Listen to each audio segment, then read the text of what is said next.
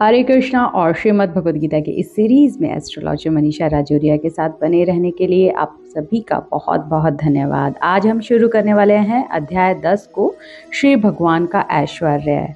भगवान इस अध्याय में हमें अपने ऐश्वर्य के बारे में बता रहे हैं। उन्हें यह क्यों करना पड़ा, वह क्यों समझाना चाहते हैं। यह हम सभी जानते हैं कि भगवान महान है, पर भगवान महान कैसे हैं, जब हमें यह पता चलता है तो हम में पूर्ण सरेंडर का भाव उत्पन्न होता है। कृष्ण की शरण लेने का मतलब सब कुछ त्यागने से नहीं है। कृष्ण की शरण लेने का मतलब है एक बैलेंस लाइफ जीना। आपको किस किस एरिया में और कितना संयमित होने की जरूरत है, भगवान बहुत विस्तार से बताते हैं। तो चलिए शुरू करते हैं आज के एपिसोड को अध्याय 10 के पहले श्लोक से। श्री भगवान ने कहा, हे महाबाहु अर्जुन, और आगे सुनो। चूंकि तुम मेरे प्रिय सखा हो, अतः मैं तुम्हारे लाभ के लिए ऐसा ज्ञान प्रदान करूंगा जो अभी तक मेरे द्वारा बताए गए ज्ञान से श्रेष्ठ होगा। ना तो देवतागण मेरी उत्पत्ति या ऐश्वर्य को जानते हैं और ना महर्षि गण ही जानते हैं, क्योंकि मैं सभी प्रकार से देवताओं और महर्षियों का भी कारण स्वरूप हूँ। जो मुझे अजन्मा अनादि समस्त लोकों के स्वामी के रूप में जानता है, मनुष्य में केवल वही मोह रहित और समस्त पापों से मुक्त होता है। पिछले अध्याय में उन्होंने दृढ़ विश्वास के साथ भक्ति स्थापित करने में अपनी विभिन्न शक्तियों के योगदान की चर्चा की। इस अध्याय में भगवान पुनः वे अर्जुन को अपनी सृष्टियों तथा विभिन्न ऐश्वर्यों के विषय में बता रहे हैं। ऐसा भगवान इसलिए कर रहे हैं क्योंकि जो जो भगवान के विषय में कोई सुनता है त्यों तो वह भक्ति में रमता जाता है। बड़े बड़े देवताओं तथा ऋषियों ने मानसिक चिंतन द्वारा कृष्ण को जानने का प्रयास किया, किंतु जान नहीं पाए। केवल भक्त गण ही जो भगवान की शरण पूर्णतया ग्रहण कर चुके हैं, भगवत कृपा से समझ पाते हैं कि कृष्ण सर्वश्रेष्ठ हैं। भगवत भक्त निर्विशेष ब्रह्म की परवाह नहीं करते। वे अपनी श्रद्धा तथा भक्ति के कारण परमेश्वर की शरण ग्रहण करते हैं और कृष्ण की अहेतुकी कृपा से ही उन्हें समझ पाते हैं, अन्य कोई उन्हें नहीं समझ पाता। जब आत्म साक्षात्कार के रास्ते पर चलने वाला व्यक्ति कृष्ण की परम स्थिति को पूरी तरह समझ लेता है, उसी दशा में वह समस्त पाप कर्मों से मुक्त हो पाता है। बद्ध जीव अपने शरीर बदलते रहते हैं, किंतु भगवान का शरीर परिवर्तनशील नहीं है। यहाँ तक कि जब वे इस लोक में आते हैं तो भी वे अपनी अजन्मा रूप में आते हैं। इसीलिए चौथे अध्याय में कहा गया है कि भगवान अपनी अंतरंगा शक्ति के कारण अपराशक्ति माया के अधीन नहीं है, अपितु पराशक्ति में रहते हैं। गुरु भगवान का प्रतिनिधि होता है, अतः उसकी आज्ञा प्रत्यक्षतः परमेश्वर की आज्ञा होती है। गुरु, साधु या शास्त्र एक ही प्रकार से आज्ञा देते हैं। कर्म संपन्न करते हुए भक्त की मनोवृत्ति वैराग्य की होती है। वह यह नहीं सोचता कि उसके कर्म का फल क्या मिलेगा, जिसे संन्यास कहते हैं। जैसा कि अध्याय 6 के प्रथम श्लोक में कहा गया है कि जो भगवान का आदेश मानकर कोई कर्तव्य करता है और जो अपने कर्म फलों की शरण ग्रहण नहीं करता, वही सन्यासी है। इस लाइन पर उन लोगों को खास ध्यान देना चाहिए जो यह कहते हुए पाए जाते हैं कि पता नहीं कौन से कर्मों का फल है जो मुझे यह सब करना पड़ रहा है। जब कर्तव्यों को भगवान का आदेश समझकर किया जाता है तो वह कार्य बेस्ट तरीके से किया जाता है, जिसके रिजल्ट्स भी बेस्ट ही मिलते हैं। अपने कर्तव्यों को भी अच्छे तरीके से निभाकर सन्यासी बना जा सकता है। अगले श्लोक में भगवान कहते हैं, बुद्धि, ज्ञान, संशय तथा मोह से मुक्ति, क्षमा भाव, सत्यता, इंद्रिय निग्रह, मन निग्रह, सुख तथा दुख, जन्म मृत्यु, भय, अभय, अहिंसा, समता, तुष्टि, तप, दान, यश तथा अपयश, जीवों के ये विविध गुण मेरे ही द्वारा उत्पन्न हैं। सप्तऋषि गण तथा उनसे भी पूर्व 4 अन्य महर्षि एवं सारे मनु जो कि मानव जाति के पूर्वज हैं, सब मेरे मन से उत्पन्न हैं और विभिन्न लोकों में निवास करने वाले सारे जीव उनसे अवतरित होते हैं। यहाँ भगवान बुद्धि और ज्ञान में अंतर बताते हुए कहते हैं कि बुद्धि का अर्थ है नीर शीर विवेक करने वाली शक्ति और ज्ञान का अर्थ है आत्मा तथा पदार्थ को जान लेना, उन दोनों के फर्क को पता करना। भगवान अर्जुन को समझाते हुए कहते हैं कि संशय तथा मोह से मुक्ति तभी प्राप्त हो सकती है जब मनुष्य झिझकता नहीं और दिव्य दर्शन को समझता है। वह धीरे धीरे निश्चित रूप से मोह से मुक्त हो जाता है। हर बात को सतर्कता पूर्वक ग्रहण करना चाहिए। आंख मूंद कर कुछ भी स्वीकार नहीं करना चाहिए। इसी के साथ मनुष्य को क्षमा का अभ्यास करना चाहिए। मनुष्य को सहिष्णु होना चाहिए और दूसरों के छोटे छोटे अपराधों को क्षमा करना चाहिए। यहाँ सत्यता के बारे में भगवान समझाते हैं कि तथ्यों को सही रूप में अन्यों के लाभ के लिए प्रस्तुत किया जाए। तथ्यों को तोड़ना मरोड़ना नहीं चाहिए। सामाजिक प्रथा के अनुसार कहा जाता है कि वही सत्य बोलना चाहिए जो अन्यों को प्रिय लगे, किंतु यह सत्य नहीं है। इसी के बजाय सत्य को सही सही रूप में बोलना चाहिए। यदि कोई मनुष्य चोर है और यदि लोगों को सावधान कर दिया जाए कि अमुक व्यक्ति चोर है, तो यह सत्य है। यद्यपि सत्य कभी कभी अप्रिय होता है, किंतु सत्य कहने में संकोच नहीं करना चाहिए। सत्य की मांग है कि तथ्यों को यथारूप में लोकहित के लिए प्रस्तुत किया जाए। यही सत्य की परिभाषा है। आगे इंद्रिय निग्रह के लिए भगवान ने कहा है कि इंद्रियों को व्यर्थ के विषय भोग में न लगाया जाए। इंद्रियों की समुचित आवश्यकताओं की पूर्ति का निषेध नहीं है, किंतु अनावश्यक इंद्रिय भोग आध्यात्मिक उन्नति में बाधक है। फलतः इंद्रियों के अनावश्यक उपयोग पर नियंत्रण रखना चाहिए। इंद्रिय निग्रह के साथ मन निग्रह पर भी ध्यान देना चाहिए। मन पर भी अनावश्यक विचारों के विरुद्ध संयम रखना चाहिए। सुख को समझाते हुए भगवान कहते हैं कि मनुष्य को चाहिए कि धन अर्जन के चिंतन में ही सारा समय ना गवाए। यह चिंतन शक्ति का दुरुपयोग है। मन का उपयोग मनुष्य की मूल आवश्यकताओं को समझने के लिए किया जाना चाहिए और उसे ही प्रमाण पूर्वक प्रस्तुत करना चाहिए। शास्त्र मर्मज्ञों, साधु पुरुषों, गुरुओं तथा महान विचारकों की संगति में रहकर विचार शक्ति का विकास करना चाहिए। जिस प्रकार से कृष्ण भावनामृत के आध्यात्मिक ज्ञान के अनुशीलन में सुविधा हो, वही सुख है। इसी प्रकार दुख को समझाते हुए भगवान कहते हैं कि दुख वह है जिससे कृष्ण भावनामृत के अनुशीलन में असुविधा हो। जो कुछ कृष्ण भावनामृत के विकास के लिए अनुकूल ना हो, उसका परित्याग करें। श्रीमद् भागवत में कहा गया है कि भय तो हमारे माया पाश में फंस जाने से उत्पन्न होता है। माया पाश का अर्थ है जन्म और मृत्यु का चक्र। किंतु जो माया के जाल से मुक्त है, जो आश्वस्त है कि वे शरीर नहीं है अपितु भगवान के आध्यात्मिक अंश हैं और जो भगवत भक्ति में लगे हुए हैं, उन्हें कोई भय नहीं रहता। उनका भविष्य अत्यंत उज्जवल है। यह भय तो उन व्यक्तियों की अवस्था है जो कृष्ण भावनामृत में नहीं है। अभय तभी संभव है जब कृष्ण भावनामृत में रहा जाए।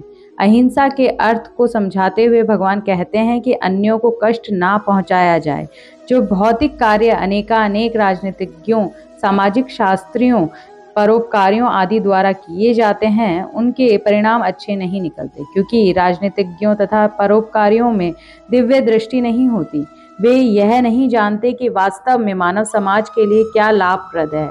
अहिंसा का अर्थ है कि मनुष्यों को इस प्रकार से प्रशिक्षित किया जाए कि इस मानव देह का पूरा पूरा उपयोग हो सके। मानव देह आत्म साक्षात्कार के हेतु मिला है। अतः ऐसी कोई संस्था या संघ जिससे उद्देश्य की पूर्ति में प्रोत्साहन ना हो, मानव देह के प्रति हिंसा करने वाला है। जिससे मनुष्य के भावी आध्यात्मिक सुख में वृद्धि हो, वही अहिंसा है। आगे भगवान समता के बारे में बताते हुए कहते हैं कि समता से राग द्वेष से मुक्ति मिलती है। ना तो अत्यधिक राग अच्छा होता है और ना अत्यधिक द्वेष।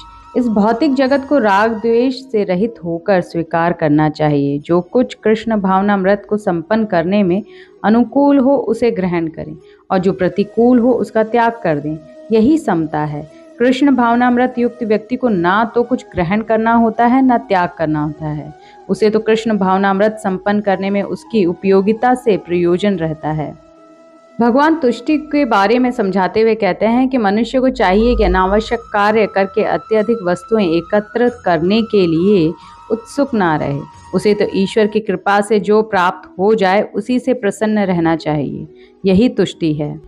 तपस्या के लिए भगवान कहते हैं कि मानव स्वेच्छा से जो भी कष्ट सहता है उसे तपस्या कहते हैं। जैसे प्रातःकाल उठना, उपवास करना, लेकिन तामसी उपवास ना करें। जैसे किसी राजनीतिक उद्देश्य के लिए किया जाने वाला उपवास, इससे आध्यात्मिक उन्नति नहीं होती। दान उसे अवश्य करें जो कि अच्छे कार्य में लगे। ब्राह्मणों को दान देने के लिए इसलिए कहा जाता था क्योंकि वे अपना पूरा जीवन ब्रह्म को जानने में लगा देते हैं। और उन्हें जीविकापार्जन के लिए समय नहीं मिलता था। आजकल इसका स्वरूप बदल गया है, पर यह प्रथा आज भी चल रही है। यह गुण भगवान ने मानव के बताए हैं। दानव के गुण इन सभी के विपरीत होते हैं। जो व्यक्ति भगवान की सेवा में लग जाता है वह भगवान की योजना के अनुसार इन सारे गुणों को विकसित कर लेता है। हम जो कुछ भी अच्छा या बुरा देखते हैं उसका मूल श्री कृष्ण है। इस संसार में कोई भी ऐसी वस्तु नहीं जो कृष्ण में स्थित ना हो, यही ज्ञान है। यद्यपि हम जानते हैं कि वस्तुएं विभिन्न रूप से स्थित हैं, किंतु हमें यह अनुभव करना चाहिए कि सारी वस्तुएं कृष्ण से ही उत्पन्न हैं। आगे भगवान ब्रह्मांड की प्रजा का आनुवांशिक वर्णन कर रहे हैं। ब्रह्मा परमेश्वर की शक्ति से उत्पन्न आदि जीव हैं, जिन्हें हिरण्यगर्भ कहा जाता है। ब्रह्मा से 7 महर्षि तथा इनसे भी पूर्व 4 महर्षि सनक, सनंदन, सनातन तथा संत कुमार एवं सारे मनु प्रकट हुए। ये 25 महान ऋषि ब्रह्मांड के समस्त जीवों के धर्म पथ प्रदर्शक कहलाते हैं। असंख्य ब्रह्मांड हैं और प्रत्येक ब्रह्मांड में असंख्य लोक हैं और प्रत्येक लोक में नाना योनियां निवास करती हैं। ये सब इन्हीं 2500 प्रजातियों से उत्पन्न है। कृष्ण की कृपा से 1000 दिव्य वर्षों तक तपस्या करने के बाद ब्रह्मा को सृष्टि करने का ज्ञान प्राप्त हुआ। तब ब्रह्मा से ये 4 महर्षि उत्पन्न हुए। इसके बाद रुद्र तथा सप्तऋषि और इस प्रकार फिर भगवान की शक्ति से सभी ब्राह्मणों तथा क्षत्रियों का जन्म हुआ। ब्रह्मा को पितामह कहा जाता है और कृष्ण को पितामह का पिता। अगले श्लोक में भगवान कहते हैं, जो मेरे इस ऐश्वर्य तथा योग को पूर्णतया आश्वस्त है वह मेरी अनन्य भक्ति में तत्पर होता है। इसमें तनिक भी संदेह नहीं है। मैं समस्त आध्यात्मिक तथा भौतिक जगतों का कारण हूँ। प्रत्येक वस्तु मुझी से उद्भूत है। जो बुद्धिमान यह भली भांति जानते हैं वे मेरी प्रेमा भक्ति में लगते हैं तथा हृदय से पूरी तरह मेरी पूजा में तत्पर होते हैं। यहाँ भगवान समझाते हैं कि जब तक कोई मेरे विभिन्न ऐश्वर्यों के प्रति आश्वस्त नहीं हो लेता तब तक भक्ति में दृढ़ता पूर्वक नहीं लग पाता। भगवान के ऐश्वर्य का ज्ञान इजीली ग्रंथों में पढ़ा जा सकता है। इस ब्रह्मांड के संचालन के लिए विभिन्न लोकों में अनेक देवता नियुक्त हैं, जिनमें से ब्रह्मा, शिव, चारों कुमार तथा अन्य प्रजापति प्रमुख हैं।